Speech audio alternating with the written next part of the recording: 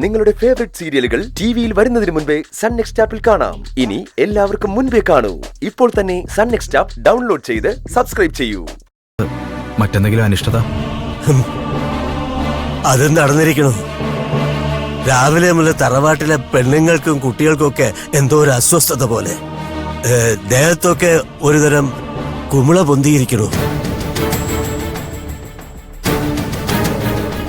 പണ്ടൊക്കെ വസൂരി വന്ന ദേവി പ്രസാദിച്ചതാണെന്ന കാരണവന്മാര് പറഞ്ഞ് കേട്ടിട്ടുള്ളത്. എന്നാ ഇപ്പോ ഇത് ശിക്ഷയായിട്ടാ എനിക്ക് തോന്നണേ. തിരുമേനി, ഇനി എന്താ നമ്മൾ ചെയ്യേണ്ടത്? ശ്രീകോവിൽ തുറന്ന് വിളക്ക് വെച്ച് പൂജ നടത്തി ദേവിയുടെ അനിഷ്ടത്തിന് പ്രായശ്ചിത്തം ചെയ്യണം. കലശാഭിഷേകം നടത്തി ഭഗവാന്റെ കോപം ശമിപ്പിക്കണം. എത്രയും വേഗം വേണമല്ല. ഇപ്പൊ തന്നെ പുറപ്പെട്ടോളൂ തിരുമേനി. അവിടെ എല്ലാ ഒരുക്കങ്ങളും ചെയ്യാൻ ഏർപ്പാടാക്കിയിട്ടാ ഞാൻ പോകുന്നത്. അച്ഛൻ പോയിട്ട് വരാം മോളെ. അച്ഛൻ ഞാനും വരുന്നു. ആ എന്നാ വാ പോ.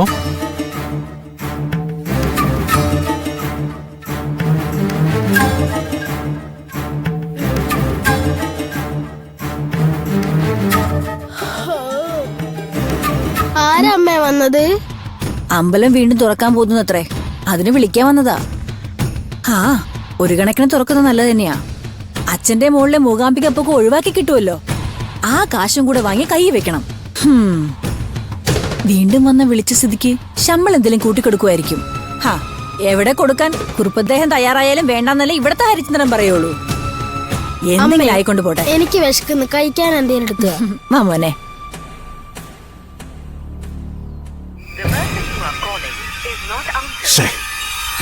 ഇവനൊക്കെ ഇത് എവിടെ പോയി കിടക്കുന്നു? എത്ര നേരമായിട്ട് വെയിറ്റ് ചെയ്യുന്നു.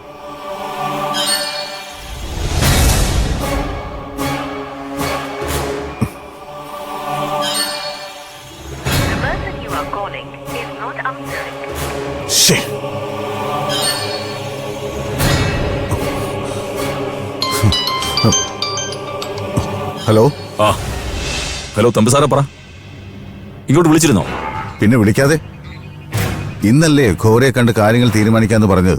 ഞാൻ എത്ര നേരമായിട്ട് ഇവിടെ റെഡി ആയിട്ടിരിക്കുവാന്നറിയോ? പറ, ഞാൻ എവിടെയാ വരേണ്ടത്? അയ്യോ സാറേ, സാറിപ്പോ ഇങ്ങോട്ട് വരേണ്ട ആവശ്യമില്ല. ഇനിയിപ്പോ വന്നാലും ഘോരയെ കാണാൻ പറ്റില്ല. അതെന്താ? അയാളെ കാണാനല്ലേ ഞാൻ ഇത്രയും കഷ്ടപ്പെട്ട് വന്നത്. എന്നിട്ടിപ്പോ കാണാൻ പറ്റില്ലെന്നോ? സാറ് ഞാൻ പറയുന്ന ഒന്ന് മനസ്സിലാക്കണം. ഘോരയെ സാറിന് നേരിട്ട് കണക്ട് ചെയ്ത് തരാമെന്ന് തന്നെയാണ് ഞാനും വിചാരിച്ചത്. പക്ഷെ പെട്ടെന്നായിരുന്നു ഘോര യാഗം തുടങ്ങണമെന്ന് പറഞ്ഞത്. കൊടുങ്കാട്ടിനുള്ളിൽ 90 ദിവസം നീളുന്ന യാഗമാണ്. എന്നുവെച്ചാ ഇനി ഘോരയെ കണ്ട് സംസാരിച്ച് കാര്യങ്ങൾ തീരുമാനിക്കണമെങ്കിൽ ഞാൻ ഇത്രയും ദിവസം കാത്തിരിക്കണമെന്നാണോ? അതൊന്നും നടപ്പുള്ള കാര്യമല്ല വിക്രമ. തന്റെ വാക്ക് വിശ്വസിച്ച ഞാൻ ഈ കാര്യത്തിന് ഇറങ്ങി തിരിച്ചത്. എന്നിട്ട് സമയമായപ്പോ താൻ ഇങ്ങനെ ഓരോ ഒഴിവൊഴിവുകൾ പറഞ്ഞാലെങ്ങനെയാ? തന്നെ കൊണ്ട് ഇത് പറ്റുമോ ഇല്ലയോ അത് പറ.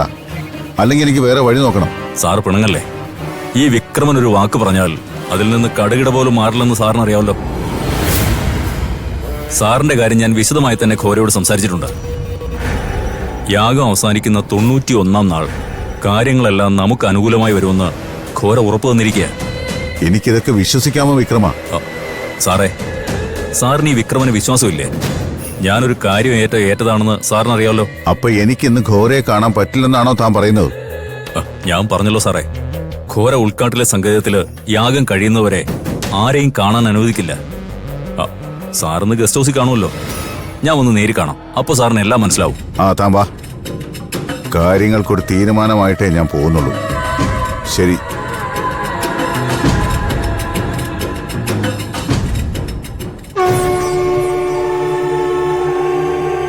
അമ്മേ ദേവി, എന്തൊക്കെയാ ഇവിടെ നടക്കുന്നത്?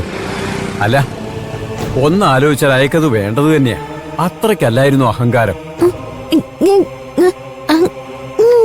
ആരുടെ കാര്യമാണെന്നോ? ഇവിടെ വന്ന് മോളുടെ മുന്നിൽ തോന്നിയാസം കാണിച്ച ആ ആഭാസനില്ലേ, അവന്റെ കാര്യം തന്നെയാ. ആ ഗഗനില്ലേ, അവന് കിട്ടേണ്ടത് തന്നെ കിട്ടി. ഇനി എന്താ ഇതിൽ കൂടുതൽ പറ്റാൻ? സൗപർണികയുടെ താഴെ കടവിൽ പതിവില്ലാത്തൊരാൾക്കൂട്ടം. ചെന്ന് നോക്കുമ്പോ അവിടെ നമ്മുടെ ഈ വിദ്വാൻ ബോധം കെട്ട് കിടക്കുക. എന്താ പറ്റിയെന്ന് ആർക്കും കൃത്യമായി അറിയില്ല. പുഴക്കടവിൽ കുളിക്കാൻ ഇറങ്ങിയപ്പോ എന്തോ കണ്ടു ഭയന്ന അത്രേ. എന്നിട്ടെന്താ സിൽബന്തികൾ ചെന്ന് വിളിച്ചുണർത്തിയപ്പോ അവിടെ കിടന്ന് പിച്ചുമ്പയും പറയാ. കാര്യമായിട്ടെന്തോ പേടി തട്ടിയ തന്നെ ആവും. ഏതായാലും കൂടെയുള്ളവർ ആളെ ദേവീ സന്നിധിയിലേക്ക് കൊണ്ടുപോയിട്ടുണ്ട്. ഇനി എന്താന്ന് വെച്ചാ മൂകാംബിക അമ്മ തീരുമാനിക്കും.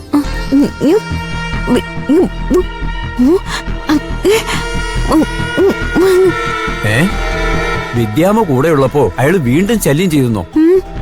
എങ്കിൽ സംശയം വേണ്ട, ഇത് ദേവി അവന് കൊടുത്ത ശിക്ഷ തന്നെയാ.